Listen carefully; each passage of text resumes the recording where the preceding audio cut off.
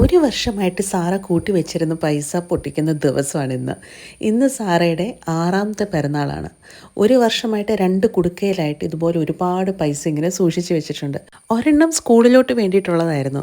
സ്കൂളിലെ എല്ലാ ഫ്രൈഡേയ്സും ഇതുപോലെ 1 റുപ്പി, 2 റുപ്പി, 10 റുപ്പി കോയിനൊക്കെ കൊടുക്കുന്ന ഒരു കാര്യം ഉണ്ടായിരുന്നു. അപ്പോൾ അങ്ങനെ അതിനുവേണ്ടി സൂക്ഷിച്ച് വെച്ചിരുന്നതാണ്. സ്കൂൾ അടച്ചു കഴിഞ്ഞപ്പോൾ ആ കുടുക്ക ഞങ്ങൾക്ക് തന്നു വിട്ടു. അങ്ങനെ ഇത് രണ്ടും കൂടെ കൂട്ടി വെച്ച് ഇന്നിപ്പോൾ ഞങ്ങൾ പൊട്ടിച്ച് നോക്കുവാണ്. ഇതിലെ പൈസ മുഴുവൻ എടുത്ത് സാറയ്ക്ക് ഇഷ്ടമുള്ള ഒരുപാട് ഐറ്റംസ് മേടിക്കും എന്ന് പറഞ്ഞുകൊണ്ടാണ് ഇരിക്കുന്നത്. ചില്ലറ പൈസ ഞങ്ങൾ ഓരോരുത്തരോടും സാറ വന്ന് ചോദിക്കും.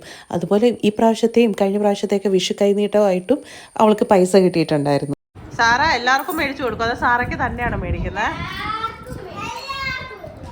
എല്ലാവർക്കും ഇല്ലേ? ആ ഓക്കെ, 2. അമ്മയ്ക്കോ? എനിക്ക് വേണേ ശരിക്കും വാങ്ങിക്കാൻ. ശരിക്കും എൻ്റെ അല്ലേ ബർത്ത്ഡേ? പക്ഷെ ഞാൻ പ്രസവിച്ചോണ്ടല്ലേ നീ വന്നത്, അപ്പൊ എൻ്റെ ബർത്ത്ഡേ അല്ലേ?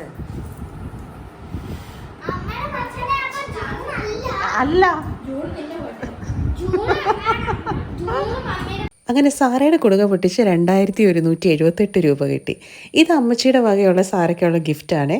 അങ്ങനെ കുടുക്കയെല്ലാം രാവിലെ പൊട്ടിച്ചതിന് ശേഷം വൈകുന്നേരം നമ്മളൊരു ചെറുതായിട്ടൊന്ന് കേക്ക് മുറിച്ചു.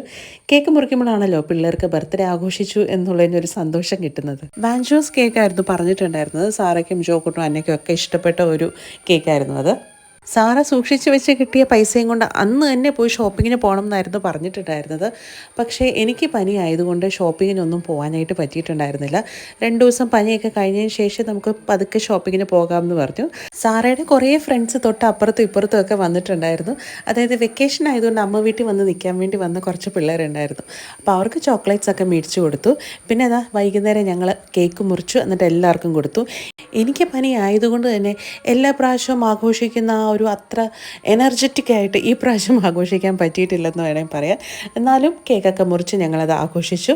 ഇനിയിപ്പോൾ നമുക്ക് പർച്ചേസിന് അല്ലെങ്കിൽ ഷോപ്പിങ്ങിന് പോകുന്ന ഒരു ഇതും കൂടെ ഉണ്ട്. അതിപ്പോൾ ഞങ്ങൾ അടുത്ത ദിവസത്തേക്ക് വേണ്ടി മാറ്റി വെച്ചിരിക്കുകയാണ്. അങ്ങനെ സാറയുടെ ബർത്ത്ഡേ ഞങ്ങൾ ചെറുതായിട്ട് വലിയ അടിപൊളിയായിട്ട് ഞങ്ങൾ ആഘോഷിച്ചു. ഷോപ്പിങ്ങിന് പോകുന്ന വീഡിയോ ആയിട്ട് വീണ്ടും കാണാം. ബൈ.